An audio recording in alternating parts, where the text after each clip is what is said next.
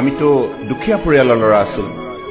আমাৰ সীমিত উপাৰ্জন, খেতিৰ বাহিৰে বেলেগ উপাৰ্জন নাছিল পৰিয়ালটো। মই নিজেই শাক পাচলি বিক্ৰী কৰিবলৈ গৈছিলোঁ 3 কিলোমিটাৰ দিনজান বজাৰত। এতিয়াও মানুহ বহুত জীয়াই আছে। 3 কিলোমিটাৰ পাত্ৰৰ গ্ৰেভেল ৰোডত লাই বিক্ৰী কৰিবলৈ গৈছোঁ, খুতৰা বিক্ৰী কৰিবলৈ গৈছোঁ, কবি বিক্ৰী কৰিবলৈ গৈছোঁ। সাপ্তাহিক বজাৰ, সেইখন বজাৰ এতিয়াও আছে। মই যেতিয়া গ'লে খুব ভাল লাগে। সেই মুহূৰ্তবিলাক মোৰ জীৱনৰ আটাইতকৈ আনন্দৰ মুহূৰ্ত। কেতিয়াবা মই মিছ কৰোঁ। কষ্ট আছে কিন্তু এটা আনন্দ আছে। গতিকে মানুহৰ জীৱনত সকলো সম্ভৱ। পেলে ক'ৰ পৰা আহিছে?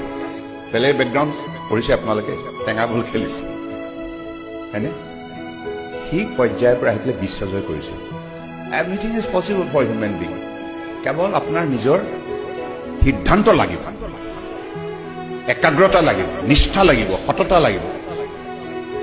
গতিকে সেইখিনি শক্তি ভগৱানে দি পঠিয়াইছে। কেৱল আপুনি তাক প্ৰয়োগ কৰিব নে নাই সিদ্ধান্ত আপুনি ল'ব। আপুনি কোনটো পথ জীয়াই থকাৰ বাবে নিৰ্বাচিত কৰিব, ভাল পথ ল'ব নে বেয়া পথ ল'ব, সেইটো সিদ্ধান্ত লোৱাৰ দায়িত্ব আপোনাৰ।